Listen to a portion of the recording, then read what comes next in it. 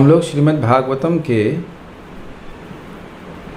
स्कंद 2 के अध्याय 7 के 40वें श्लोक से आगे पुनरावलोकन को कर रहे हैं। ब्रह्मा जी कथा बता रहे हैं और कोई सोचे कि भाई ब्रह्मा जी ने भगवान के यश को पूरा बोल दिया है, तो कहते हैं भगवान के यश को पूरा बोलना यह संभव नहीं है। क्यों? तो कह रहे हैं विष्णोर्नुवीर्य गणनाम कतमोर्हतिह यह पार्थिवान्यपि कविर्विममे रजांसि चस्कम्ब यह स्वरहसा स्खलता त्रिपृष्ठम यस्मात् त्रिसाम्य सदना दुर्कंपयानम। विष्णोर्नुवीर्य गणनाम कतमो अर्हति।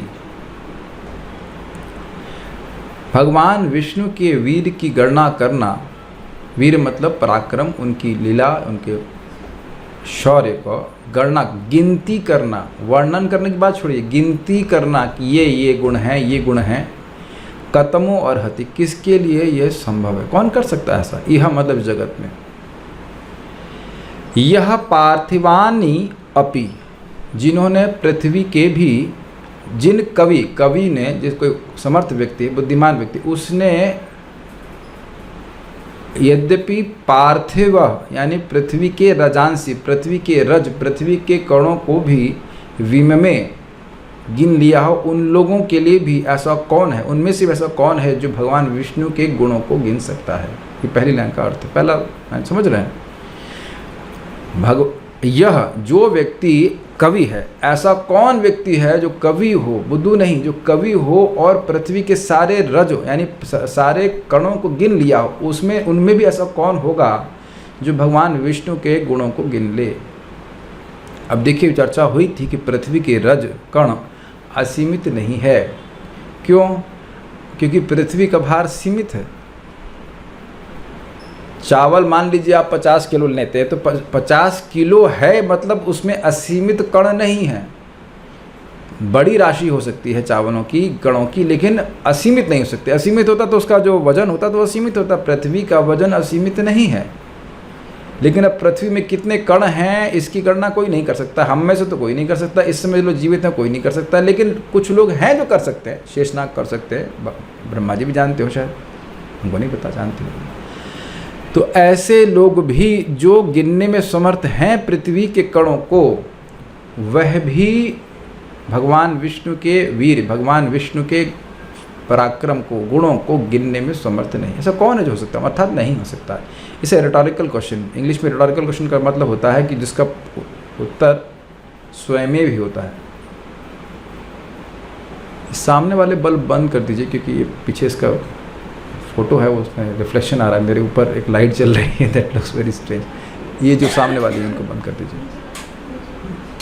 ना उससे मतलब नहीं है, ये वाली लाइट्स। हाँ, अभी ठीक है।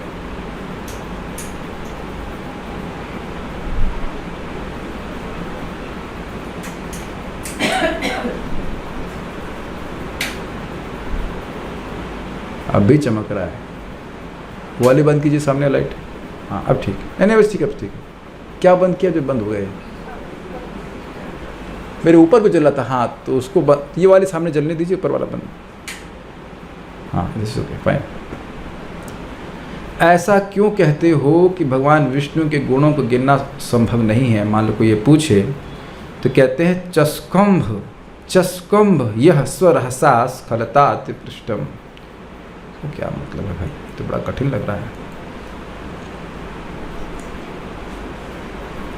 यह अर्थात भगवान विष्णु ने स्वरहसा, अस्खलता, स्वरहसा, अस्खलता मतलब प्रतिघात शून्य। उनका पांव जब बढ़ रहा था वामन देव के रूप में, तो उनके पांव की गति को रोकने में कोई व्यक्ति समर्थ नहीं था। अस्खलता, वैसे स्खलित का मतलब सोचते हैं फिसल जाना, लेकिन यहाँ अस्खलित का मतलब है, अस्खलित का मतलब होता है प्रतिघात शून्य। उनका जो पैर था वह बढ़ रहा था, उसको वह रुक नहीं रहा था। तो कह रहे हैं अस्खलता स्वरहसा, वह अपने प्रतिघात शून्य अपने पैर के वेग से, उनका पैर बहुत वेग से बढ़ रहा था। वामन देव के बारे में आप जानते हैं, तीनों पैर से पूरा दुनिया पूरे जगत को नाप दिए थे, और 3 भी नहीं 2 से, और दूसरा ही वो ब्रह्मांड को फाड़ के बाहर चला गया था। उसके बाद कहते हैं कि त्रिसाम्य सदनात्। देखिए, साम्य मतलब होता है सम अवस्था, और सदन का मतलब होता है स्थान या घर। तो जहाँ पे तीनों की साम्यता है उस स्थान तक चला गया था। मतलब क्या हुआ? प्रधान प्रकृति की वह अव्यक्त अवस्था है जिसमें रजोगुण तमोगुण सतोगुण बराबर रहते हैं, और उसी से महातत्व की सृष्टि होती है। सृष्टि वहीं से शुरू होती है, तो वहाँ तक चला गया था। ब्रह्मांड के चारों ओर आवरण है, पृथ्वी जल वायु अग्नि आकाश ऐसे करके, फिर लास्ट आवरण प्रधान का है ब्रह्मांड, मतलब उसके बाहर प्रधान है, और कारण जल में फिर इस प्रकार से सारे ब्रह्मांड तैर रहे हैं। तो भगवान का पाँव, भगवान की अंगूठा कह लीजिए, वो उसको पूरा फाड़ता हुआ बाहर चला गया था। इसी कह रहे हैं प्रतिघात शून्य। ऐसा नहीं कि भगवान का पाँव बढ़ रहा हो और ब्रह्मांड का आवरण उसको रोक दे, ना यहाँ से आगे नहीं बढ़ सकते। जैसे अब हम पाँव बढ़ाएंगे तो मान लीजिए हमारा सामर्थ्य बढ़ाने का, तो अब इस रूम के बाहर नहीं बढ़ा पाएंगे, वहाँ रुक जाएगा, है ना। लेकिन भगवान का जो चरण कमल थे वह ब्रह्मांड के जो आवरण उसको भी भेद दिए, इसीलिए कह रहे हैं अस्खलित प्रतिघात शून्य, उनको रोक नहीं पाया उनके वेग को। तो वहाँ से लेकर त्रिसाम्य सदनात्, उस त्रिगुण साम्य रूपी अधिष्ठानभूत प्रकृति से आरंभ करके उरुकंपायन त्रिपृष्ठम। उरुकंपायनम का मतलब हुआ बहुत ज़्यादा कंपन हुआ। कहाँ तक हुआ? तो कह रहे हैं त्रिपृष्ठम, यानी कि सत्यलोक तक पूरा ब्रह्मांड कांपने लगा। प्रधान से शुरू होकर के पूरा ब्रह्मांड कांपने लगा, तो उसको चस्कंभ अर्थात भगवान ने धारण कर लिया।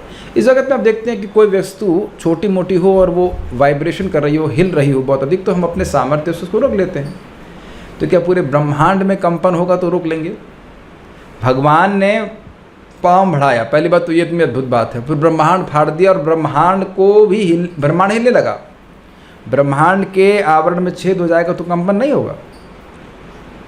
तो अब उस कंपन की वजह से जो ब्रह्मांड पूरा थर-थर काँप रहा था, उसको भगवान ने अपनी शक्ति से रोक दिया। ये भगवान का अद्भुत पराक्रम है।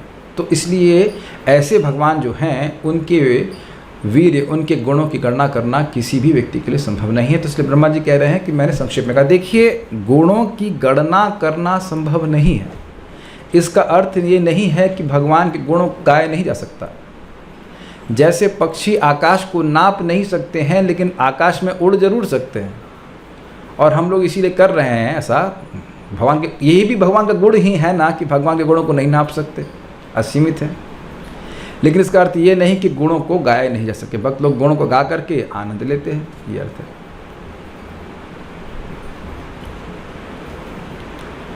अब बड़ा मज़ेदार, बहुत स्पेशल श्लोक है।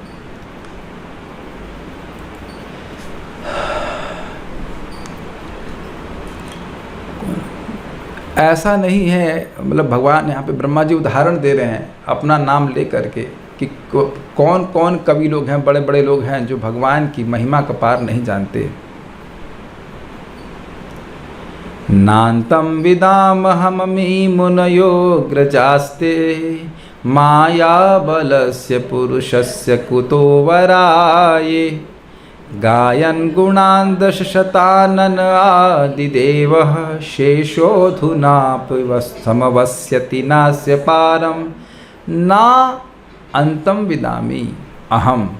मैं मतलब ब्रह्मा जी, मैं उनके अंत को नहीं जानता। ये लाइन समझ में आ रही? नान्तम ना अंतम विदामी अहम, मैं भगवान के अंत को नहीं जानता।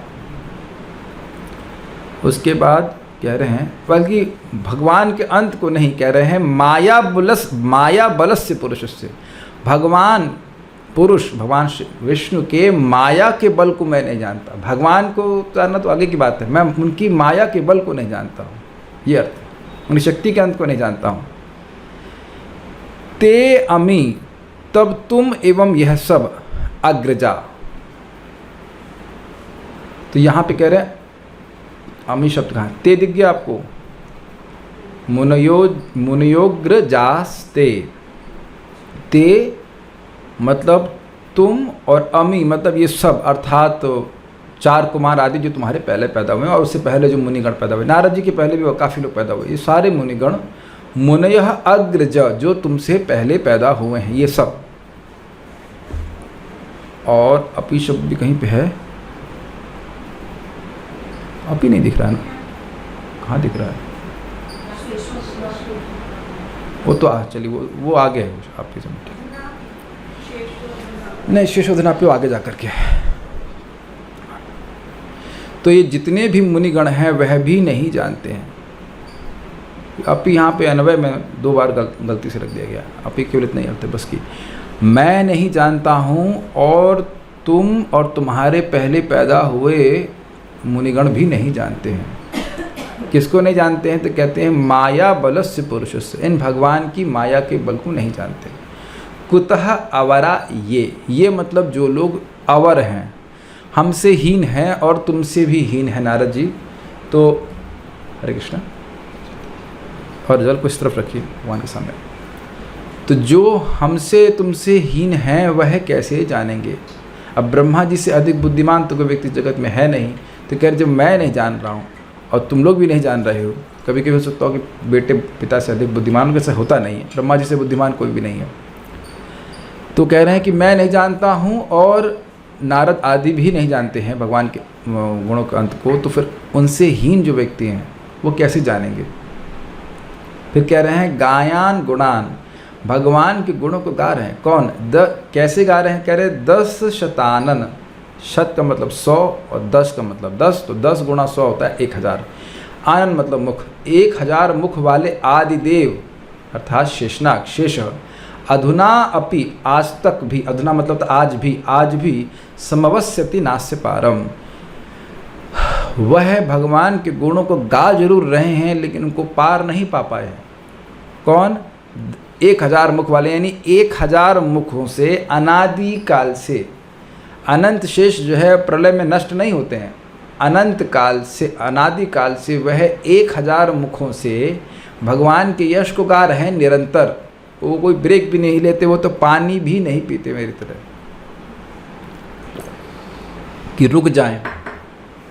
वो कांस्टेंट भगवान के गुण गा ही जा रहे हैं, फिर भी उनके गुणों के अंत को नहीं पा पाए।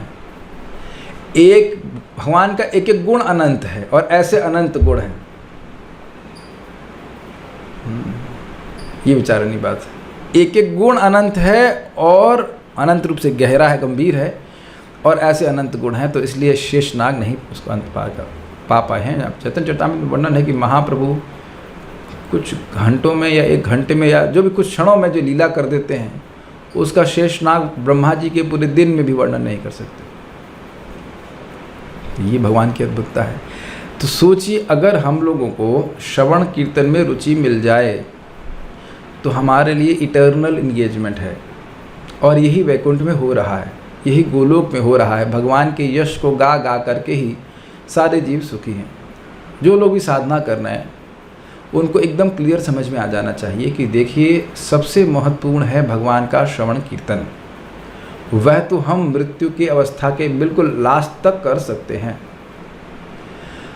और कोई सेवा भले कर पाएँ या ना कर पाएँ, लेकिन श्रवण कीर्तन में रुचि अगर हमने जागृत कर ली तो हमारे लिए भक्ति बहुत सहज हो जाती है। समझ गए? ज़्यादा तो बताने की ज़रूरत नहीं होगी। नेक्स्ट पढ़ते हैं।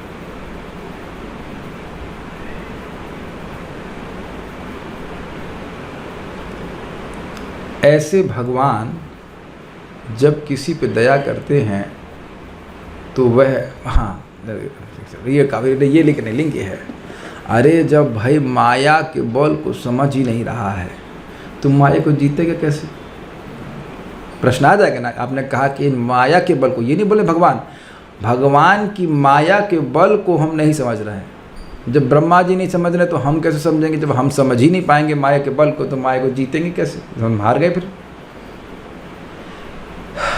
प्रश्न आएगा ना कि जब माया के बल को ही नहीं समझ पा रहे हो तो माया को जीतो कैसे? कहते नहीं, ये भगवान जिस जीव पे दया करते हैं वो माया को पार कर जाता है। बहुत अच्छा श्लोक बोल रहे हैं। ते दुस्तरामति तरन्ति च देव माया। सॉरी आगे वाला पड़ गया। येषां स एष भगवान् दययेदनन्तः सर्वात्मनाश्रितपदो यदि निर्व्यलीकं ते दुस्तरामति तरन्ति च देव मायां नैषां ममाहमिति धी स्वशृगाल भक्षय। एक बार फिर से बोली, बहुत अच्छा श्लोक है। येषां स एष भगवान् दययेदनन्तः सर्वात्मनाश्रितपदो यदि निर्व्यलीकं ते दुस्तरामति तरन्ति च देव मायां नैषां ममाहमिति धी स्वशृगाल भक्षये। ये शाम जिनके ऊपर स एष भगवान, यही भगवान। कैसे भगवान? जिनकी माया के बल को हम नहीं जानते हैं। दययेद अनंतः, वो दया करते हैं।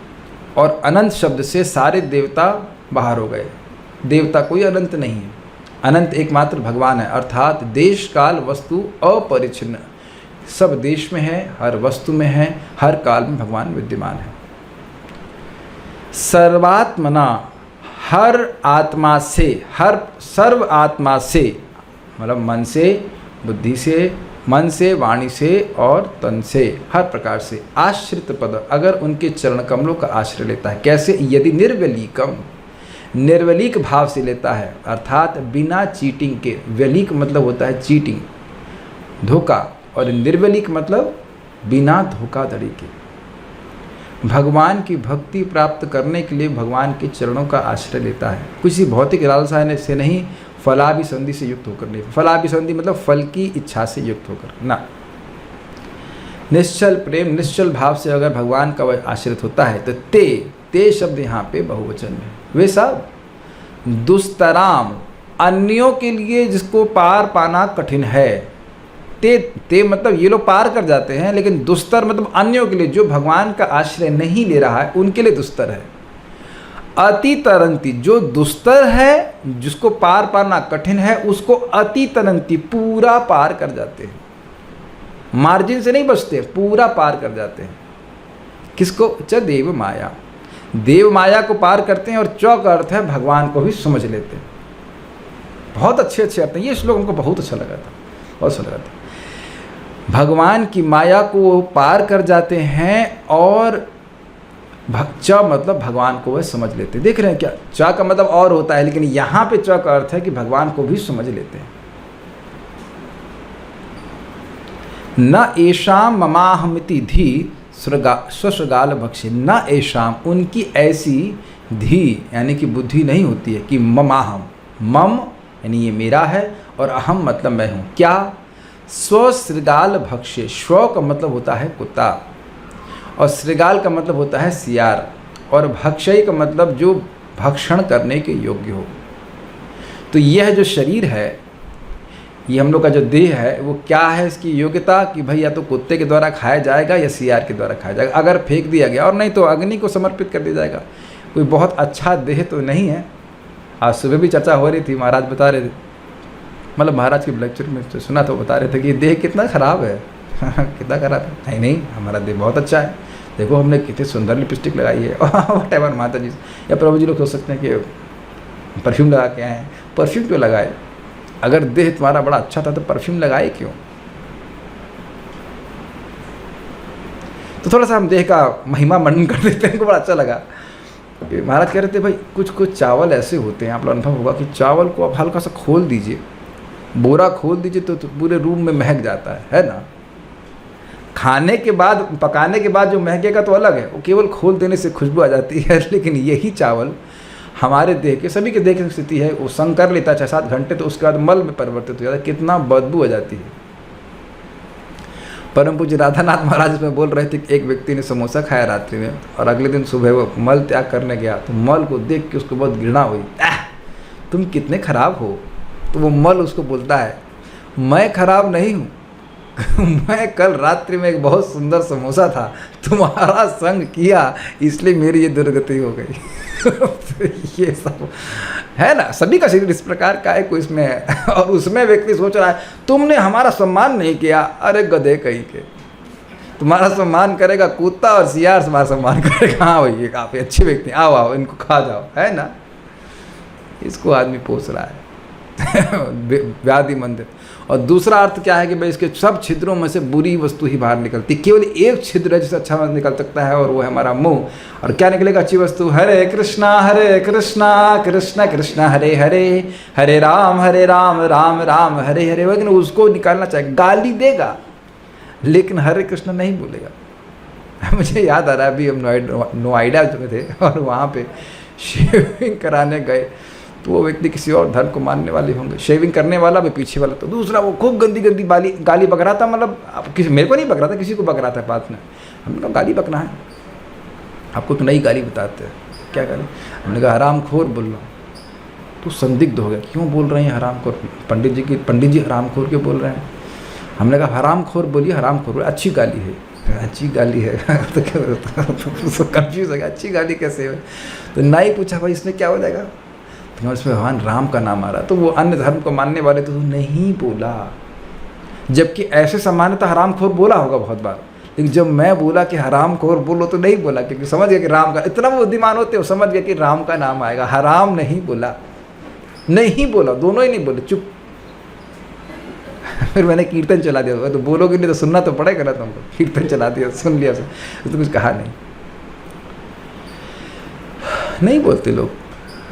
कितना दुख की बात है ना। ऐसे ही देह गंदा है और उसके बाद दुख देने वाला है, उस पर और दुख देने वाली बात बोलते हैं। तो कम से कम एक छिद्र से तो अच्छी बात निकालनी चाहिए, हरे कृष्ण बोलना चाहिए। तो कह रहे हैं कि भक्तों की क्या प्रमाण है कि माया को जीत ली है, कि उनकी ऐसी मति नहीं होती है कि यह देह मेरा है या मैं हूँ। बुरा नहीं मानेगा, उदाहरण दे, मान लो कोई मल त्याग कर दिया कहीं और पूछिए मल किसका है, तो बोलेगा ये मल मेरा है। यह भी स्वीकार नहीं करेगा ना कि मल मेरा है। ये तो हम पहली बार ही बोल रहे हैं जिंदगी में, शर्म आएगी ना बोलने में। कोई कहे कि ये मल किसका है, तो नहीं स्वीकार करेगा ना कि हमारा है, लेकिन उसी मल को स्वीकार कर रहे हैं, अंदर तो मल मूत्र ही भरा है। अरे तुमने हमको ऐसे कहा, तुम हमारी बात को मानते नहीं, तुम हमको सम्मान नहीं दे रहे हो, तो हो गए ना अहम और मम की भावना। तो जो भक्त लोग भगवान जिन पे दया करते हैं, एक और अर्थ बड़ा अच्छा लिया गया था, जिन पे भगवान दया करते हैं वह निर्वलिक भजन करते हैं। वाह, ये बहुत अच्छा अर्थ था। जिन पे भगवान वाकई दया कर देते हैं वो निष्काम हो जाते हैं, वो समझ जाते हैं कि भगवान से सकाम वस्तु मांगने का क्या मतलब है। आप जीवन में देखिए, हमारे पास जब धन आ जाता है, सैलरी आती, कुछ आती है, कुछ सेंसेशन होता है, अच्छी फीलिंग आती है, कितनी देर के लिए, कुछ क्षण के लिए या एक सेकंड के लिए, उसके बाद वो गायब हो जाती है। आप लोगों को अपना अकाउंट शायद देखना पड़ता होगा कि कितने हैं पैसे उसमें, अगर हैं तो, है ना, गूगल पे इत्यादि से चेक करता है। यानी कि you also can't care less, आपको हर दिन याद नहीं रहता है। तो जिन चीज़ों के पीछे हम भाग रहे हैं वह तो हमको सुख दे ही नहीं रही हैं। ये देह ही नहीं सुख दे रहा है, देह जो कुत्ते और सियारे खाने वाला है, खाए जाने वाला है, तो वह आगे हमें सुख कैसे दे सकता है? ये दुख देने के लिए दिया गया है। कहीं आप इसमें सोच लेना कि सुख देने के लिए दिया गया है। ये देह ही प्रॉब्लम है, स्वीकार नहीं कर रहे हैं, लेकिन ये देह प्रॉब्लम है और धन से ये प्रॉब्लम नहीं जाती है। जो दुख बांधे गए हैं उस देह में दिए गए हैं। हम काफ़ी एक अच्छे एस्ट्रोलॉजर को जान रहे हैं, वो हमारे जीवन में लिखे हुए हैं, ये बीमारी होगी, उसका ये बीमारी होगी, हम देख रहे हैं हाँ वो बीमारी हो रही है, मैं ठीक होने का प्रयास कर रहा हूँ, वो बीमारी होती ही जा रही है। काफ़ी इंटरेस्टिंग है वो। अभी उनका नंबर मत पूछना कि वो बहुत लेज़ी हैं, वो बताते नहीं, 3-4 महीने बाद बताते हैं, बड़ा अजीब आदमी है, लेकिन है बड़ा इंटरेस्टिंग।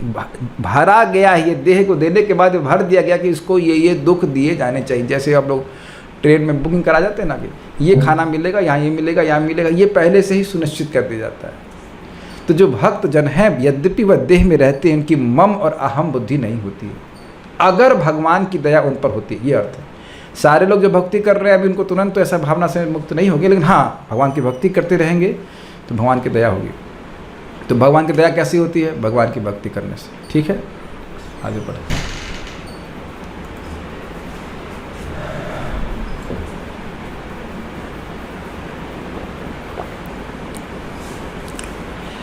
अब वह उन लोगों का नाम गिना रहे हैं जिन लोगों पर ऐसी दया भगवान की हुई है। ये शाम बोल दिया तो इससे समझ लेना चाहिए कि बहुवचन में है। तो एक दो लोग नहीं, बहुत से लोगों के वर्णन है और इसमें माता जी लोगों का भी नाम है। वैसे मैं एक चीज़ देख रहा हूँ यहाँ पे, तो केवल बोल गया केवल माता जी हैं। हमको यह नहीं समझ में आ रहा है कि जो भागवत सुनने के लिए आ गया उसको कम बुद्धिमान कैसे कहा जाता है। ये एक इंटरेस्टिंग बात है। आप लोग के प्रभु जी लोग होंगे कि विद ऑल ड्यू रिस्पेक्ट इतनी बुद्धि नहीं चले कि भागवत में आना चाहिए। एक बार प्रभु जी आए थे, बुद्धिमान थे, बाकी तो नहीं आया कोई। तो बुद्धि किसकी अधिक है? जो व्यक्ति ऐसे साधन को कर रहा है जिसको सुनने से भगवान हृदय में आ जाए, क्षमा कीजिए गलत हो गया, सुनने की इच्छा से ही भगवान हृदय में आ जाए, तो ज़्यादा बुद्धिमान है ना। और जो जूम एक अच्छी बात जूम पे ये है कि मान लो सामने ऑडियंस में प्रभु जी अधिक है तो माता जी लोग बीच में रह जाते हैं, अगर माता जी सामने अधिक है तो प्रभु जी लोग डरा जाते हैं, तो हमें कोई ग्लानि नहीं होती कि कम है, सब मिक्स्ड अच्छे से ऑडियंस, बैलेंस ऑडियंस हो जाता है। तो प्रभु जी लोग भी हैं और जूम पे, लेकिन एक विचार नहीं बात है कि माताओं की श्रद्धा हो जाती है, बस श्रद्धा सही जगह लग जाए तो भगवान की प्राप्ति हो जाएगी। इस श्लोक में आप देखेंगे कि माता जी लोगों को भी भगवान समझ में आ रहे हैं, माताओं की भी मम और अहम बुद्धि नष्ट हो रही है, क्योंकि दवा अगर रोग बराबर है तो दवा सबको बराबर तरह से कार्य करती है। तो देखेंगे, बड़ा इंटरेस्टिंग है इसमें, बहुत इंटरेस्टिंग है। माताओं का भी नाम है और प्रभु जी का भी नाम है। वेदाहम अंग परमस्य हि योग माया यूयं भवश्च भगवानथ दैत्यवर्यः पत्नी मनोः सचत मनुश्च तदात्मजाश्च प्राचीन बर्हिर्भुरंग उत ध्रुवश्च इक्ष्वाकुरैलमुचुकुंद विदेह गाधीर अग्वंबरीश सगरागयनाहुषाद्याः मान्धात्रलर्कशतधन्वरुरन्ति देवा देवव्रतो बलिरमूर्तयरो दिलीपः सौभर्यद्वङ्गशिबिदेवलपिप्पलादा सारस्वतोद्भव पराशर भूरिषेणाः येने विभीषण हनो मदुपेन्द्र दत्त पार्थार्ष्टिषेण विदुरश्रुत देववर्याः। यहाँ से शुरू करते, वेदा अहम अंग, हे नारद जी मैं जानता हूँ। अरे ये क्या, एक बात बोली आप, पहले बोलते मैं नहीं जानता हूँ, तुम लोग भी नहीं जानते हो, अब कह रहे मैं जानता हूँ। ये तो बड़ी अजीब सी बात है। अभी मैं बोलूँ मैं जानता हूँ, फिर बोलते मैं नहीं जानता हूँ, मैं नहीं जानता, फिर बोलते मैं जानता हूँ। तो बोलना क्या चाहते हैं? देखिए, जब वो कह रहे थे कि हम नहीं जानते हैं तो उसका मतलब क्या है? जो वस्तु अनंत है उसको नहीं जानते हैं। तो जो वस्तु अनंत है, जिसका अंत ही नहीं है, उसको तो जानना ही संभव नहीं है। ये बात समझ में आ रही है? जो चीज़ है ही नहीं, जैसे आप लोग घोड़े के अंडे के बारे में जानते हैं, इधर नहीं जानते हैं आप लोग, ज्ञान में आप लोग जानते हैं घोड़े के अंडे, माता लोग ज़्यादा जानती नहीं। आप जानते हैं प्रभु जी घोड़े के अंडे के बारे में? सब लोग बुद्धू है यहाँ पे, घोड़े के अंडे के बारे में नहीं जानते, तो जानेंगे कैसे? घोड़ा का अंडा होता ही नहीं है। जब है ही नहीं तो जानेंगे कैसे? बड़ा अच्छा है कि नहीं? जो वस्तु है ही नहीं उसको कैसे जानेंगे? तो नहीं जानने से तो कोई दिक्कत नहीं। आइंस्टीन भी नहीं जानता है कि घोड़े का अंडा कैसा होता है, कि घोड़े का अंडा है ही नहीं। अच्छा, आकाश के पुष्प को तो जानते होंगे, वो भी नहीं जानते आप, क्योंकि वह भी नहीं होते हैं। तो जो चीज़ है ही नहीं उसको नहीं जानने से कोई दोष नहीं है। तो माया के बल का अंत है ही नहीं, इसलिए उसको नहीं जानना कोई बात नहीं है। लेकिन भगवान की योग माया के प्रभाव को जानते हैं, भगवान की कृपा से जानते हैं, ये अर्थ है। तो कह रहे हैं वेदा अहम अंग, हे नारद जी परमस्य ही योग माया, भगवान जो परमेश्वर हैं उनकी योग माया को हम जानते हैं। यूयम आप भी जानते हो, आप यूयम का मतलब आप सब लोग, यानी आप, आपके भैया, छोटे वो बड़े भैया, बड़े वाले छोटे बालक, चार कुमार, वही सब भी जानते हैं। भव मतलब शिव जी भी जानते हैं। भगवान अथ दैत्य, भगवान का अर्थ यहाँ पे क्या लिया गया है?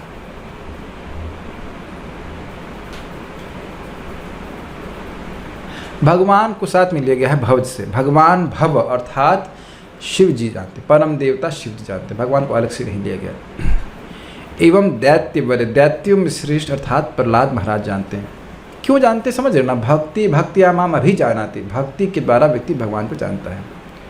पत्नी मनो, मनो और मनो की पत्नी यानी शत्रुपा भी जानती हैं, और पत्नी हाँ मनो पत्नी च, मनु की पत्नी शत्रुपा भी जानती हैं। सह मनु च, और मनु स्वयंभू मनु भी जानते हैं। तद आत्मजाश्च, जो आत्मा यानी देह से उत्पन्न हुए, यानी कि उनके बेटे, नाम क्या, बेटों का नाम क्या था, प्रियव्रत और उत्तानपाद और आकुति प्रसूति देवहूति, इस प्रकार से उनकी 5 संतानें थी, तो वह भी जानती हैं। देखिए 3 माताओं का नाम है, आकुति प्रसूति देवहूति, वह सब जानती हैं। तो जो भी भगवान की भक्ति करेगा वह माया के पार चला जाएगा। इसमें स्त्री और पुरुष की कोई बात नहीं है। कोई भी अग्नि को संपर्क करेगा तो जलेगा ना। माता जी लोगों का कई बार हाथ जला है कि अग्नि से नहीं, सब, और प्रभु जी का भी जला होगा। अगर वो कुकिंग करने गए हों, चाय बनाने गए हों तो हाथ जल जाता है, कभी कभी ऐसा हो जाता है। तो अग्नि तो सबको बराबर जलाती है ना, उसी प्रकार से भगवान की भक्ति सभी के अज्ञान को बराबर नष्ट करती है। भक्ति में कोई ऊंचा नीचा नहीं है, भक्ति में बस केवल सिंसियरिटी की बात है। बस गंभीरता से नाम उच्चारण करे, भक्ति करेगा तो भगवान को जान लेगा। उसके बाद कह रहे प्राचीन बरही, प्राचीन बरही ध्रुव महाराज के ही वंशज थे। प्राचीन बरही इसमें नहीं आ रहा, एक मिनट, हाँ प्राचीन। उसके बाद रुभु, रुभु कौन है, रुभु नाम के व्यक्ति हैं, अंग वेण के पिता, ये भी ध्रुव महाराज के वंशज हैं।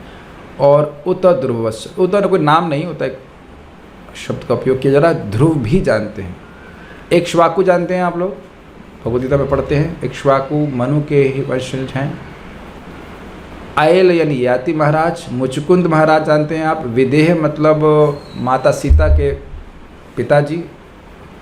और गाधी, गाधी महाराज जानते हैं, राजा एक महान भक्त, उनका नाम आगे आएगा। अघवर, अघवरम क्या शब्द क्या है, एक मिनट, गाधी, गाधी रघु, रघु शब्द है, सॉरी अघवर नहीं, रघु और अम्बरीश।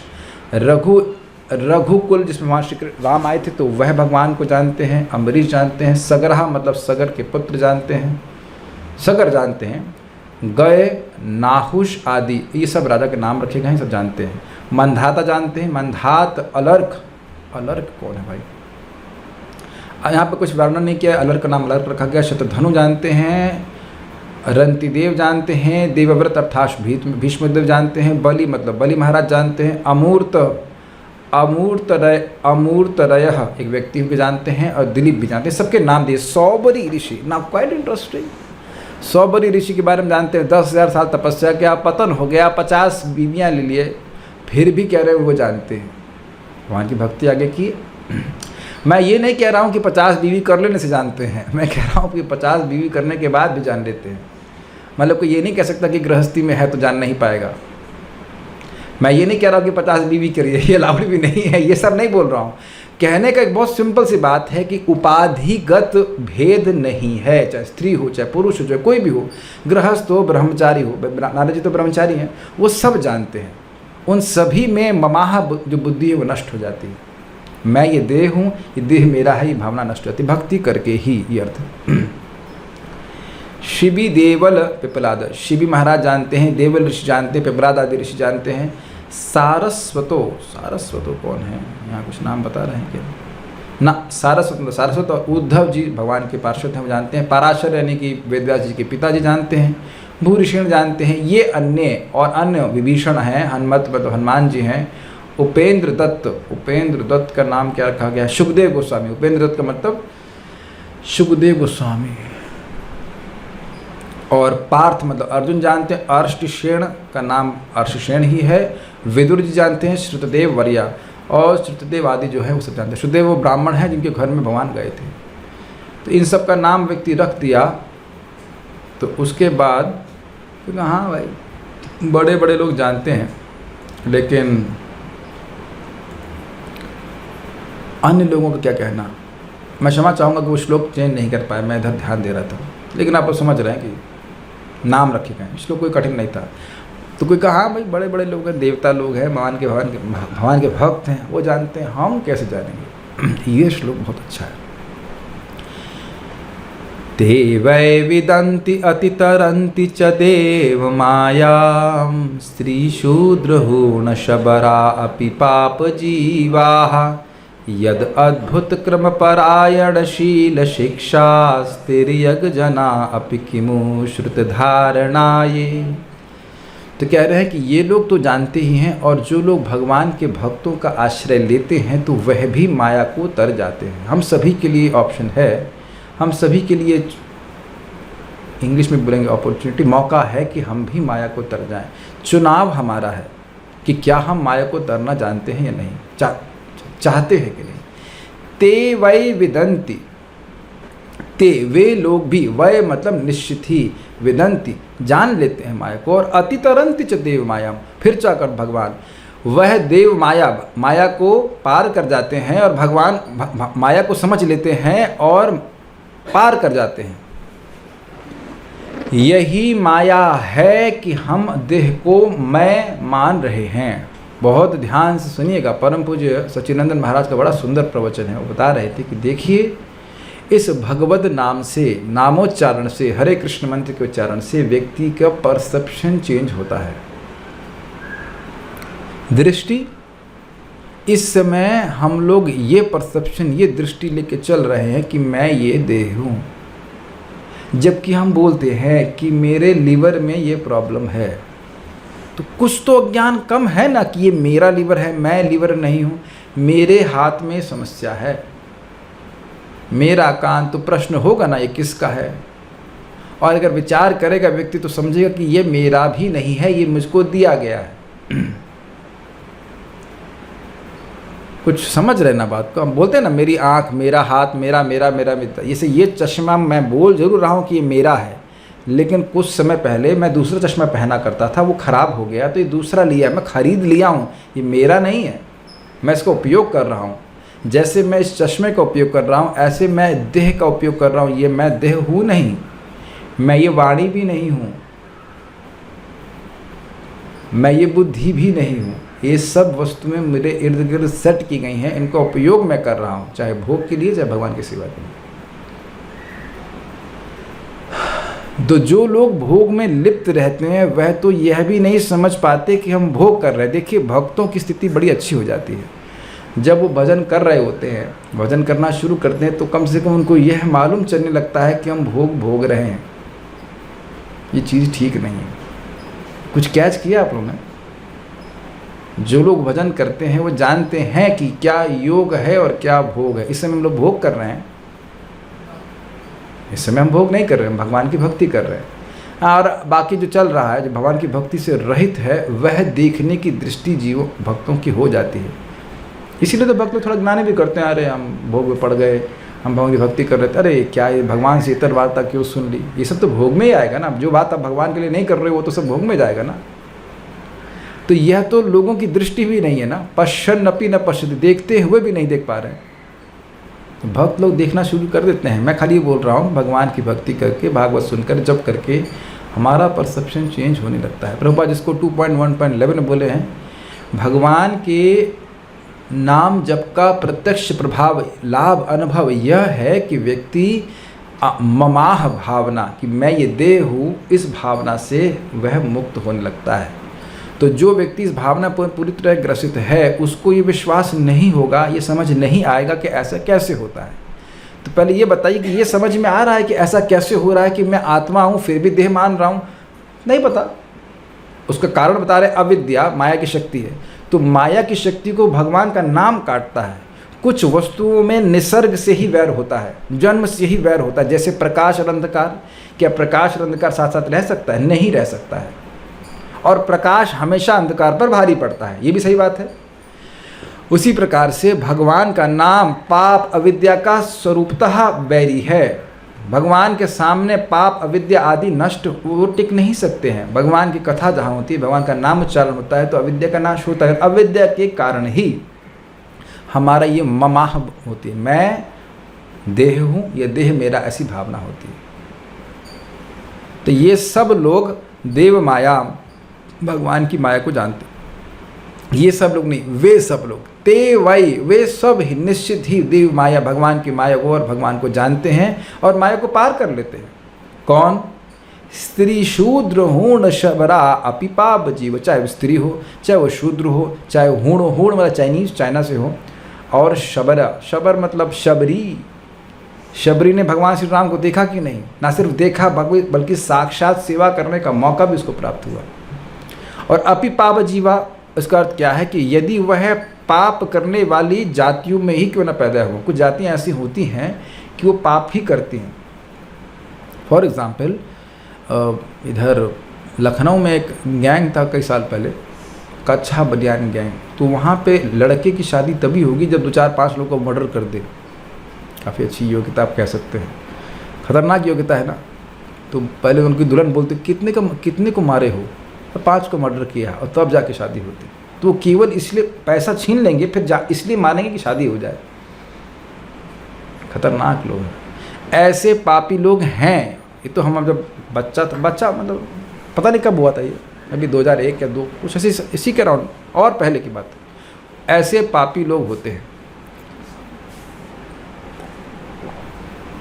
और जैसे हम लोग शास्त्र में उनका नाम सुन चुके हैं, क्या, मृगारी का। उनके पापा ने ट्रेनिंग दी थी कि बेटा जानवर को आधा काट के छोड़ दो, वो तड़पड़ाएंगे, तो उसको बड़ा मज़ा आता था। पापा को मज़ा आता था, उस प्रकार उसको भी मज़ा आता था। ऐसे पापी लोग होते हैं जिनकी जाति ही पाप वाली होती है, पाप करने वाले होते हैं। वे भी माया को जान लेते हैं, पार कर जाते हैं। तो क्या केवल जाति वैसा होने से हो जाता? कहते नहीं, यद अद्भुत क्रम परायण शील शिक्षा। बहुत अच्छा शब्द यहाँ पे है,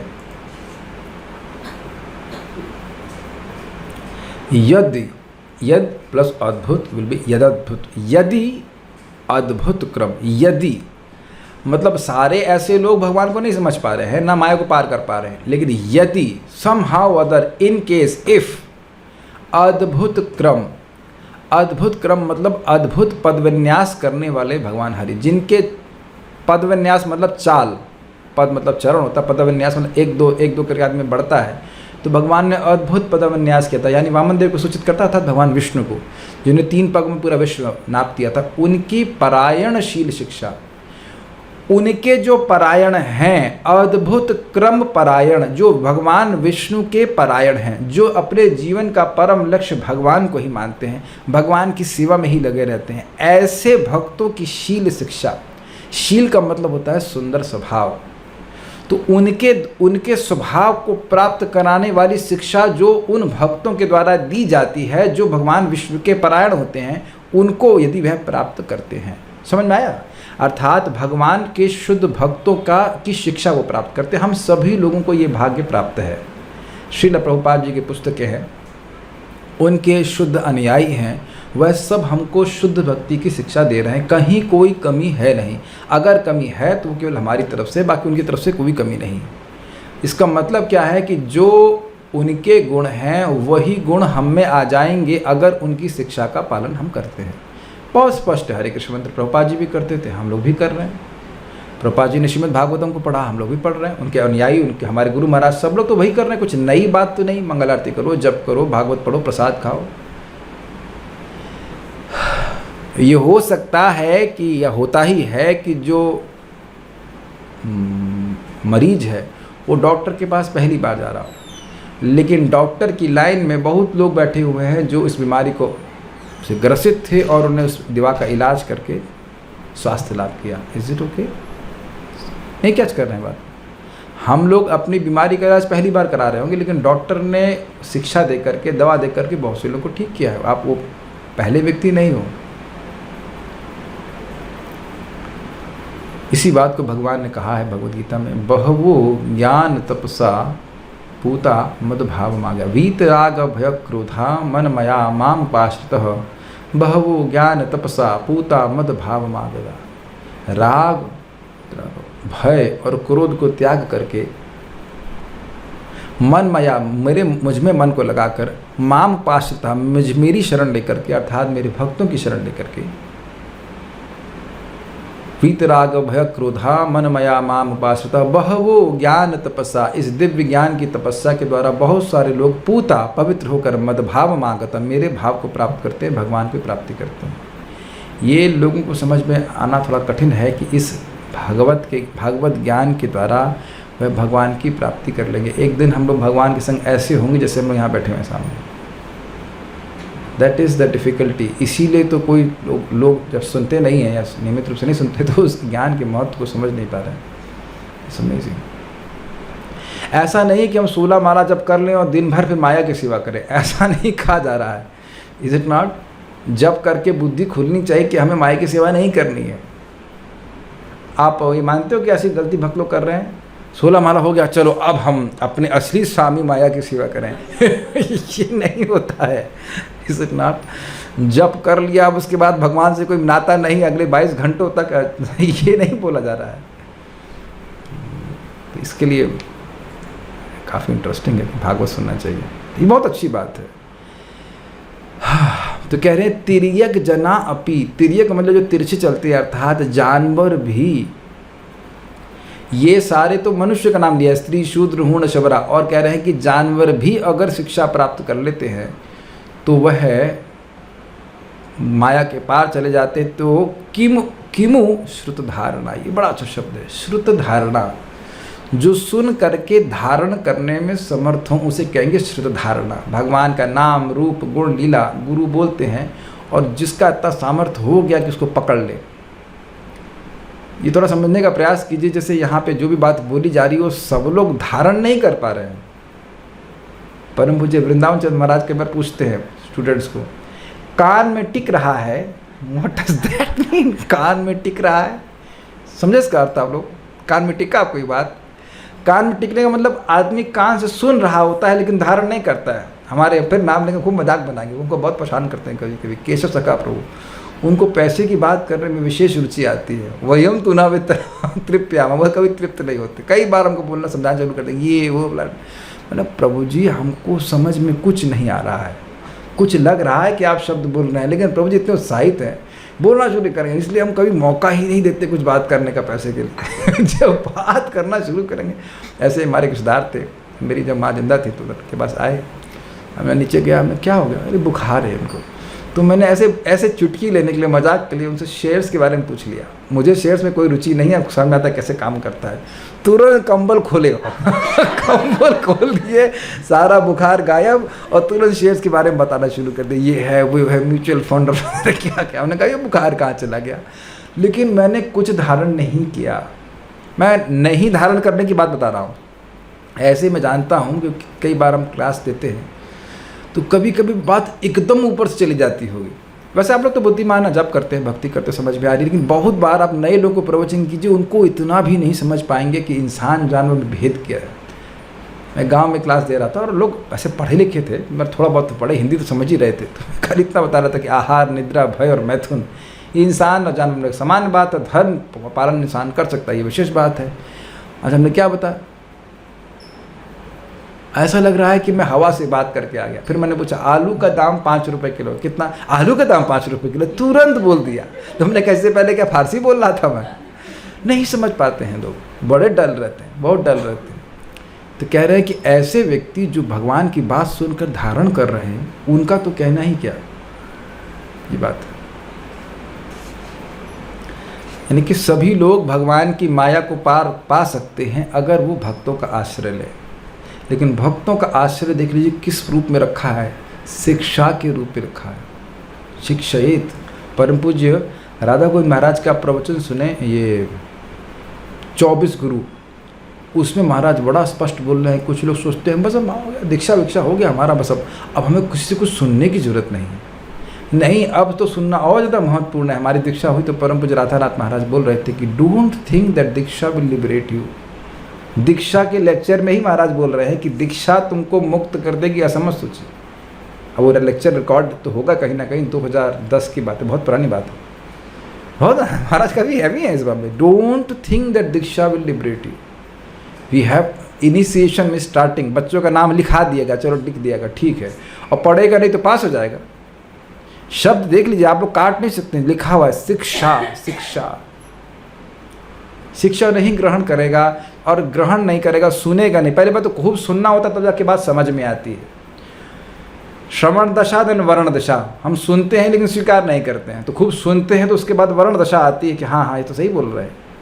हम जो लोग शुद्ध धारण नहीं कि एक बात सुनेंगे तुरंत धारण हो जाती है, बार बार वो बात बोली जाती है, तब जाकर धीरे धीरे धीरे धीरे समझ में आती है।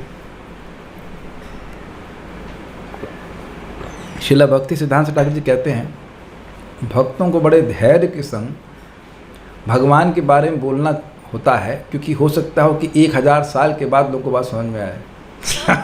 काफ़ी इंटरेस्टिंग है, काफ़ी इंटरेस्टिंग बात है। ऐसा नहीं कि बार बोल दिया कि हम देह नहीं है, अच्छा हमसे ठीक है, अब हम देह नहीं, ठीक नहीं, माया की पकड़ बड़ी प्रबल है। दरवाजे के बाहर जाते ही हम देह है कि नहीं, भूख लगते ही हम देह है। महाराज बड़ा विनोद से कहते हैं, जब भूख लगती तो सारा ज्ञान समाप्त हो जाता है कि मैं देह नहीं हूँ। अरे मैं देह हूँ, मैं देह हूँ, मैं देह हूँ। ये कोई गाली दे दिया तब तो नहीं सोचते हैं कि मेरे पृथ्वी जल वायु अग्नि आकाश पृथ्वी मन बुद्धि अहंकार वो गाली बक रही है, गाली बक रहा है कोई, है ना, मुझे गाली दी, मुझे गाली दी इत्यादि।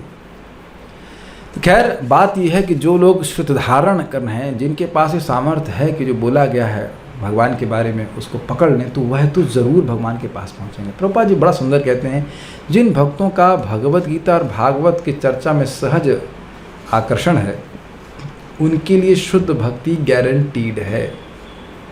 हमें बड़ी प्रसन्नता है कि ऐसे बहुत से भक्त हैं जो कोई क्लास मिस नहीं करते हैं।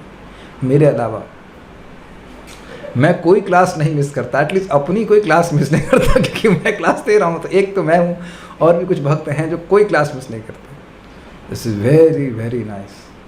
पता है, चाहे गृहस्थी हो चाहे कुछ हो, भाई जी काय के ले रहे हैं भाई, काय को ले जी रहे भाई, 12-12 घंटे काय के लिए मर रहे हैं, कथा के लिए मर रहे हैं। अब वो भी नहीं करने को मिल रहा है तो फिर हम क्यों पैसा इकट्ठा करें? ऐसी भावना गृहस्थी की हो जानी चाहिए। अब हमारा अधिकार है जप करने का, हमें जप ही करने को नहीं मिला तो फिर पति की सेवा और बच्चे की सेवा का मतलब क्या है? खून चुसवाने के लिए। क्षमा कीजिएगा हम ऐसा क्या कहते हैं, कठोर बोल रहे हैं, लेकिन अब आप ये भी कहते हैं पर आप तो ब्रह्मचारी हैं, साधु है, ये है, इसलिए बस बोलो, बोल के दिखाओ। नहीं बोल सकते ना? आप लोग को असहाय कर दिया मैंने। पहले तो एक था भाई कि भाई हमारा लाल कपड़े में थे, ब्रह्मचारी था, हाँ प्रभु जी आप तो ब्रह्मचारी हैं या आप कर लेंगे, अब करके दिखाइए। नहीं कर सकते। ये सब नौटंकी है, भगवान के पास नहीं जाने के बहाने हैं बस।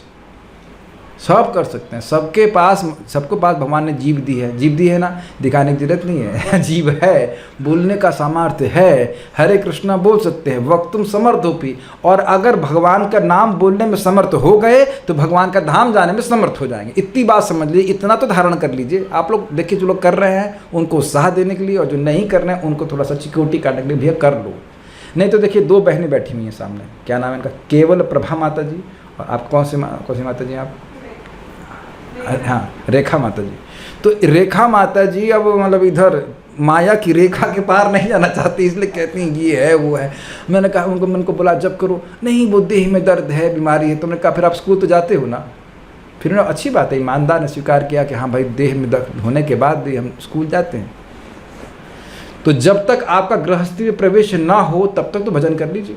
क्या मतलब है? अगर आप 6 बजे उठते हैं तो 6 बजे बाद गृहस्थी शुरू होती है, 4 बजे उठ जाइए तो उससे तो सो रहे हैं ना, 4 से 6 में भजन कर लीजिए। मर जाएंगे और आज ही मर सकते हैं, और फिर समझ में आएगा कि जो कुछ किया वो व्यर्थ गया। पार सकते हैं, मौका बहुत आसान है, बहुत सस्ते मिल रहा है। इससे पहले कि टमाटर महंगा हो जाए, समझ में आया? वही टमाटर जो 1 रुपये किलो बिक रहा था या 5 रुपये किलो बिक रहा था, वो समय बीत गया 120 रुपये किलो, अभी 120 चल रहा है, 200 रुपये किलो चल रहा है। सोचिए, तो अभी सत्यो मर गए और उसके बाद देखो सब देवता तो बनोगे ही, भगवान का भजन कर रहे हो, प्रसाद खा रहे हैं आप लोग। अगर मर गए भगवान के, अगर मर गए मतलब भगवान का भजन पूर्ण किए बिना मर गए, स्वर्ग पहुँच गए, उसके बाद फिर अब सत्युग में दोबारा पैदा हुए तो फिर भजन करना पड़े, पत्ते खा के भजन करना पड़ेगा, बहुत दिक्कत हो जाएगी। कर लीजिए। कलयुग की प्रशंसा करते हैं लोग, ऋषिगण, कि भैया यहाँ तो केवल हरे कृष्णा बोल करके पार हो जाए। अरे भगवान बोल रहे हैं कि कोई तपस्या कलयुग में नहीं, खाओ खिचड़ी पुआ पकौड़ी जो कुछ खा सकते हो, जो हजम कर सकते हो खाओ, लेकिन हरे कृष्णा बोलो। केवल एक तपस्या है, हरे कृष्णा कृष्णा कृष्णा हरे हरे, हरे राम राम राम हरे हरे। लेकिन हम लोग इतने लल्लू हैं, इतनी सी बात नहीं समझ पा रहे कि भाई हरे कृष्ण मंत्र करने से भगवान के पास चले जाएं। 2 माला नहीं 16 माला, सुनाई पड़ रहा है आपको? हम जा रहे हैं तो कुछ डोनेशन तो दीजिए। क्या डोनेशन है प्रभु जी, कितने हज़ार दे? 28,000।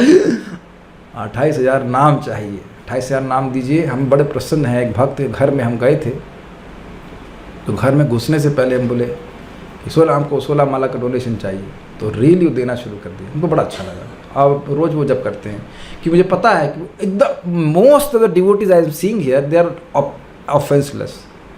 कोई ना वैष्णव दिखते नहीं तो अपराध क्या करेंगे, कोई निंदा मतलब चुगली करने का मौका एटलीस्ट वैष्णव के संबंध में तो नहीं है।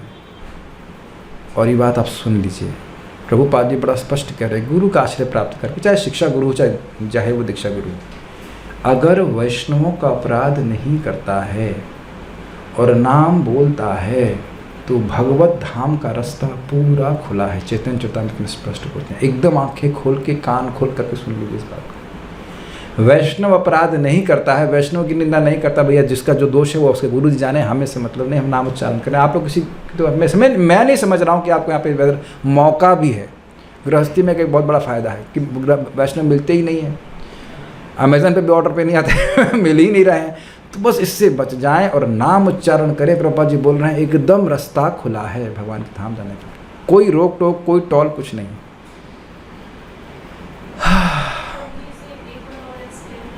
क्या एक्सप्लेन करते हैं?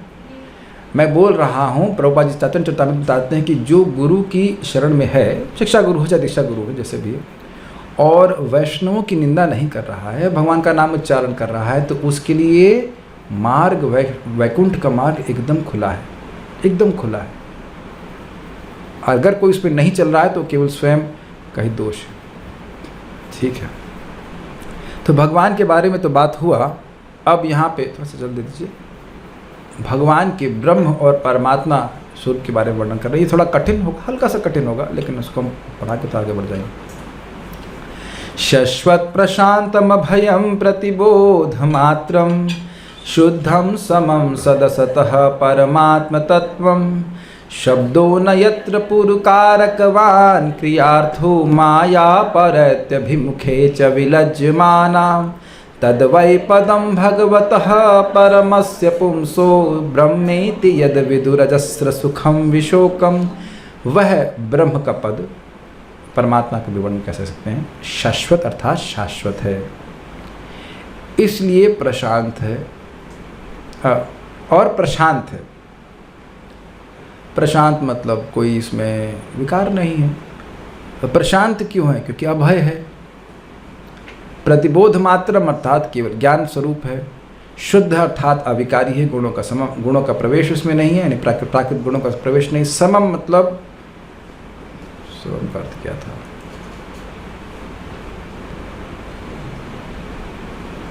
समम भेद शून्य है, अर्थात सभी कुछ भगवान की शक्ति है, भगवान से रहित कुछ नहीं है, ये अर्थ है। सद असतः परम, सत का मतलब होता है कार्य और असत का मतलब होता है कारण। अब बस इसको आप केवल सुनते चलिए, अभी हम समझाने का सामर्थ्य इस समय नहीं है, बहुत ज़्यादा डिटेल में है, इसको हम केवल शब्द को अर्थ पता चल रहे हैं। कार्य कारण के जो परे है उनका भी जो कारण स्वरूप है। आत्म तत्व मतलब परमात्म स्वरूप है, परमात्मा के बारे में बताया। शब्दों न यत्र, जहाँ तक शब्दों की पहुँच नहीं है, शब्द उसका वर्णन नहीं कर सकते हैं। पूर्व कारकवान क्रियार्थो, पूर्व मतलब बहुत ज़्यादा, बहुत सारे कारकों से युक्त जो क्रियाएं होती हैं, कर्ता, कर्म, करण, अपादान, संबंध, अधिष्ठान, अच्छा एक रह गया, सब नहीं, संप्रदान, इस प्रकार से 7 कारक होते हैं तब कोई क्रिया होती है। तो कह रहे हैं जिनमें बहुत सारी कर्मकांड में बहुत सारी क्रिया होती है, वह भी उनका वह अर्थ नहीं है, वह उसका वो उससे वो उन कर्मकांड आदि से वो प्राप्त नहीं है। माया परैत्य अभिमुखे च विलज्यमान, माया परैत्य दूर चली जाती है, अभिमुखे उनके सामने नहीं आती है और उनसे दूर चली जाती है, सामने आने में विलज्जित होती है माया, क्योंकि वह उन्हीं के जीवों को मोहित कर रही है। तद्वय पदम भगवता, वही पद भगवान का है। परमस्य पुंसो, वह परम पुरुष भगवान का ही वह पद है, अर्थात उनकी एक शक्ति है। और ब्रह्मेति यद विदु, जिसको ब्रह्म कहा जाता है, कैसा है वो ब्रह्म? तो कह रहे अजस्र सुखम, जो सुख कभी काटा नहीं जाए, शाश्वत सुख से युक्त है और विशोकम, जहाँ पे कोई शोक ना हो। तो ये ब्रह्म और परमात्मा का वर्णन हुआ। मुझे पता है कि ज़्यादा बात नहीं समझ में आई होगी, कोई बात नहीं, आगे पढ़ते हैं। ये श्लोक केवल शब्दार्थ से समझा नहीं आएगा। नेक्स्ट देखते हैं। सद्रंग नियम्य यतयो यमकर्त हेतिम जह्यु स्वराडिव निपान खनित्रमिंद्र निपान खनित्रमिंद्र। ये कुछ छोटा रखा है क्या? ठीक है। तो जब इस ब्रह्मावस्था को जीव प्राप्त कर लेता है तो कह रहे हैं यतयः। यतः मतलब ऐसी दिव्य अवस्था में जिसमें उसको ब्रह्म की अनुभूति होने लगती है। सदृक् मतलब कृत्रिम कल्पना या चिंतन के द्वारा अपने सदृंग मतलब जो उसका सहचारी मन था उसको नियम या उसको नियमित करने की, आसन लगा रहा है, ध्यान लगा रहा है, यह सब कृत्रिम तरीके हैं। जब तक मन को सहज सुख ब्रह्म के द्वारा नहीं प्राप्त होता तब तक उसको नियमित करने की आवश्यकता होती है। तो कह रहे हैं उसको वश में करने की यमकर्त हेतिम, ये जो आध्यात्मिक अनुशीलन की प्रक्रिया है, बेसिकली जो इंद्रिय संयम करने का प्रक्रिया है वह कृत्रिम है, इन द सेंस कि मन अभी भगवान के सुख का अनुभव नहीं कर रहा है, इसलिए कृत्रिम रूप से रोकना पड़ता है। उसको जह्यु, उसको वह त्याग देता है। जैसे स्वराडिव निपान खनित्रमिंद्र। स्वराडिव, स्वराट जैसे, जैसे स्वराट अर्थात वर्षा करने में स्वतंत्र इंद्र। निपान खनित्र, निपान खनित्र मतलब कुआं खोदने का कष्ट नहीं उठाते। खनित्र का मतलब होता है कुदाल।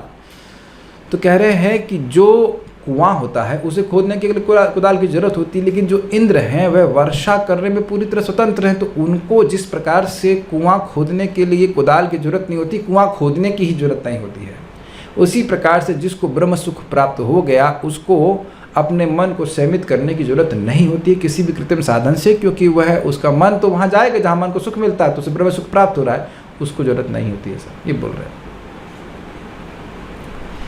अब बड़ा सुंदर श्लोक है, वो कहते हैं कि देखिए इस अवस्था में जब व्यक्ति को ब्रह्मानुभूति हो गई उसे कुछ नहीं चाहिए, लेकिन उससे पहले तो बहुत कुछ चाहिए ना। तो कह रहे हैं कि ब्रह्मभूत अवस्था प्राप्त होने के बाद व्यक्ति को कुछ नहीं चाहिए होता है, भौतिक रूप से अगर कहा जाए। आध्यात्मिक रूप से तो उसके बाद भक्ति और मिलती है, पराभक्ति, लेकिन तो उससे पहले भी ये ब्रह्मभूत अवस्था भी भगवान की कृपा से प्राप्त हुई, और उससे पहले भी जो भी श्रेय हैं उसकी प्राप्ति कराने वाले एकमात्र भगवान ही हैं। भगवान विष्णु की उपासना की जानी चाहिए।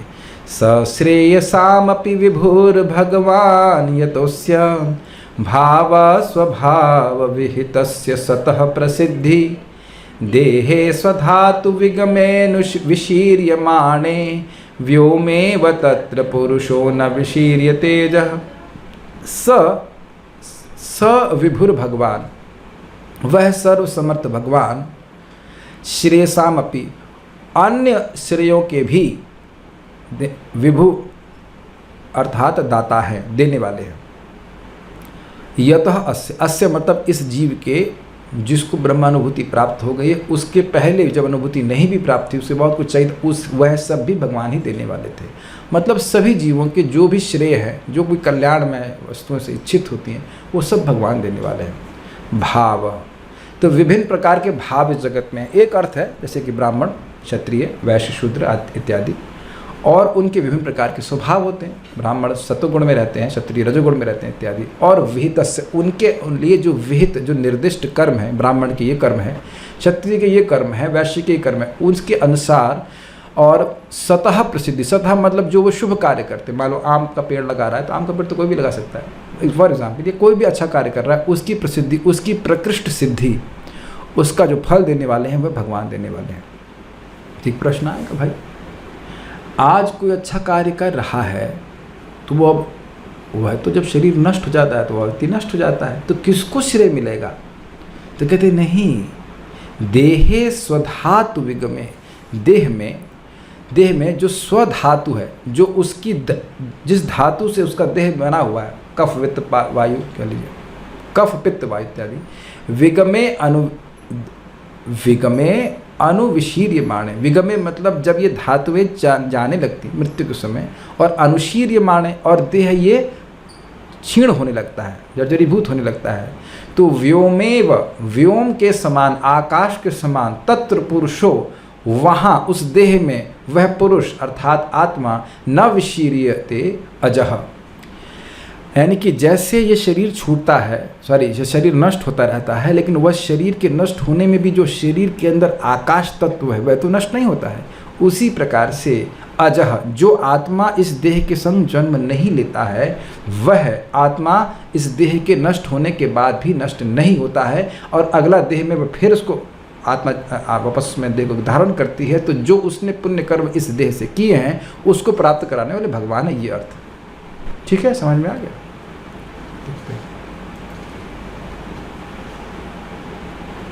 अब वह 3 अध्यायों का उपसंहार कर रहे हैं। पांचवें अध्याय की शुरुआत नारद जी ने प्रश्न किए थे कि जगत सृष्टा कौन है, चलाने वाले कौन है, किन के नियंत्रण में आप कार्य करो इत्यादि। उसका 5, 6 और 7 इन तीनों का उपसंहार वह यहाँ पे कर रहे हैं, कंक्लूड कर रहे हैं। सोयम ते विहितस्ताता भगवान विश्वभावनः समासेन हरेर्नान्यत् अन्यस्मात् सदसच्च यत् सह अयम।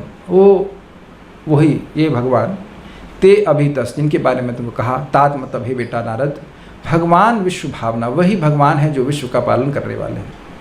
उनके बारे में समासेना मतलब संक्षेप में, हरेर ना अन्यत, अन्यस्मात् का अर्थ है कि भगवान इस जगत के कारण स्वरूप हैं, भगवान इस जगत से पृथक है। और सद असत चयत, जो इस जगत में कार्य है और कारण है, वे हरेर न अन्यत, भगवान हरि के अलावा कुछ नहीं है, क्योंकि भगवान की शक्ति है और शक्ति और शक्तिमान में भेद नहीं होता। बस इससे अधिक व्याख्या नहीं करेंगे, इससे अधिक व्याख्या आपको समझ नहीं। अगला श्लोक देखते हैं। अब वो कह रहे हैं कि जो उन्हें बोला इसकी प्रामाणिकता को सिद्ध करते हुए वह नारद जी को कुछ आज्ञा दे रहे हैं। इदं भागवतं नाम यन्मे भगवतोदितं संग्रहोऽयं विभूतीनां त्वमेतद् विपुलीकुरु। इदं भागवतम, यह जो मैंने भागवत नामक ग्रंथ आपको बोला है, इदम का यहाँ पे अर्थ है कि चतुश्लोकी भागवत जो भगवान ने मुझे बोली थी उसी को थोड़ा सा विस्तार करके मैंने बोला। तो कह रहे इदम भागवतम नाम यन्मे भगवतोदितम, जो भगवान के द्वारा मेरे प्रति उदित हुई थी, मेरे को मुझे प्रकाशित की गई थी, वह कैसी है? तो कह रहे हैं संग्रहोयम विभूति नाम, वह भगवान का विभूति का संग्रह है। एक अर्थ लिया गया था विभू प्लस ऊति, अर्थात विभू भगवान की, ऊति अर्थात लीलाओं का संग्रह है, और एक दूसरा है विभूति मतलब भगवान की शक्तियों का संग्रह है, अर्थात ये भगवान से अभिन्न शास्त्र है। इसको तुम शास्त्र मत मानो, भगवान का स्वरूप मानो। त्वम एतद विपुली करो, इसका तुम विस्तार से वर्णन करो। विपुल का मतलब होता है अधिक, विस्तार, तो उसका तुम करो। अब मान लीजिए नारद जी कहते हैं, पूछे कि भाई कैसे करो, किस प्रकार करो? तो सेकंड लास्ट श्लोक है ना, यस। यथा हरौ भगवती नृणां भक्तिर्भविष्यति सर्वात्मन्यखिलाधारे इति संकल्प्य वर्णय। यथा जैसे, हरौ भगवती भगवान हरि में, नृणाम भक्तिर्भविष्यति, नृणाम का अर्थ है कि कलयुग में आने वाले जीवों के लिए, क्योंकि ये शास्त्र भागवत विशेषकर से कलयुग के लोगों के लिए है। तो मनुष्यों की भक्तिर्भविष्यति, भक्तिर हो जाए, भविष्यति यहाँ पे अर्थ है भवेत, या फिर होगी, आप ऐसे समझेंगे तो होगी, लेकिन यहाँ पे अर्थ लगाया जा रहा है भवेत, हो जाए। जैसे ऐसा वर्णन करो कि लोगों की भगवान हरि में भक्ति हो जाए। तो ऐसा क्यों बोल रहे हैं? क्योंकि ऐसे लोग हैं जो भागवत बोलते हैं लेकिन भगवान हरि में भक्ति नहीं होती। यही शायद श्लोक चर्चा कर रहे थे जब वृंदावन प्रभु आए थे ना, कोई आए थे, बता रहे थे, कह रहे थे कि कहीं ज़बरदस्ती उनको एक भागवत सप्ताह में जाना पड़ा, 1 दिन के लिए जाना पड़ा, घर परिवार के लोग बोल रहे थे, तो उन्हें देखा कि भगवान विष्णु को भोग ही अर्पण नहीं हो रहा है, कि कौन सी भागवत हो रही है। और वो मुझसे पूछा कि भगवान को भोग, किसी को भी भोग लगा लीजिए। तो आप देख लीजिए कि कुछ लोग ऐसे, बहुत से लोग ऐसे हैं जो भागवत बोलेंगे जिससे भगवान हरि में भक्ति ना हो, इसीलिए विशेष रूप से बोल रहे हैं। यहाँ ब्रह्मा जी कह रहे हैं कि तुम्हें अपने गुरु यानी ब्रह्मा जी के सामने ये संकल्प लेना होगा, ये नियम लेके चलना होगा कि ऐसे बोलो कि लोगों को समझ में आए कि हरि ही भगवान हैं। नहीं तो वक्ता ऐसा बोल सकता है कि जो कोई भगवान है, कोई भगवान है, प्राय श्रोता के पास बुद्धि तो कमी होगी ना वक्ता से। प्राय बोल रहा हूँ कि यहाँ पे सब ऋषि, मतलब जो श्रोता होते हैं सब ऋषि नहीं होते हैं। ऐसा नहीं कि वो अध्ययन कर रहे हैं भागवत का, बहुत कम ऐसे लोग होते हैं, है कि नहीं। और बाहर के लोग तो भागवत जानते भी नहीं होंगे, वो एक अक्षर नहीं पढ़े होंगे, और काफ़ी संभावना है कि वक्ता भी ना पढ़ा हो। वो डायरी पढ़ते हैं, भागवत नहीं पढ़ते हैं। डायरी रहती है, उससे पढ़ के वो कुछ गा के पार कर देते हैं। और श्रोता पार हो या ना हो इस जगत से, कथा पार लग जानी चाहिए। Make sense. इसीलिए कोई भक्त नहीं बनता है, जैसे आए वैसे। हमने देखा आंखों से, कथा सुन के आ रहे हैं, बाहर चाय की दुकान है, जस्ट कथा की पंडाल के बाहर चाय पी रहे हैं, फिर अंदर जा रहे हैं। ये स्थिति है। ऐसे बोलो कि भगवान हरि में भक्ति हो जाए। वो भगवान कैसे हैं, तो कह रहे सर्वात्मनि अखिलाधारे। सर्वात्मना, वह सभी की आत्मा है, वह सर्वस्वरूप है। उनकी उपासना करने से सभी देवताओं की उपासना हो जाती है। और अखिलाधारे, जिनकी कोई भौतिक इच्छा है उसके भी आधार भगवान ही। कोई भौतिक इच्छा है तो वह भी भगवान की भक्ति करने से पूर्ण हो जाएगी। इति संकल्प वर्णया, ऐसा संकल्प करके कि मैं आज से भगवान की भक्ति का ही वर्णन करूँगा, ऐसा संकल्प करके वर्णन करूँ। ये उन्हें भागवत की शिक्षा, भागवत बोलने, इस प्रकार से भागवत का विस्तार करो, ब्रह्मा जी ने आज्ञा दी। अब वह श्रुतिफल बता रहे हैं कि जो व्यक्ति इस कथा को सुनेगा, 3 अध्याय में भगवान की शक्ति का, भगवान कैसे जगत की सृष्टि करते हैं, भगवान कैसे माया को नियमित कर रहे हैं, नियमन कर रहे हैं, सृष्टि कर रहे हैं, वो सबका वर्णन हुआ। तो कह रहे जो इसको सुनेगा वह माया से पार हो जाएगा। माया वर्णयतो मुष्य ईश्वरस्यानुमोदतः शृण्वतः श्रद्धया नित्यं मायात्मा न मोहयति।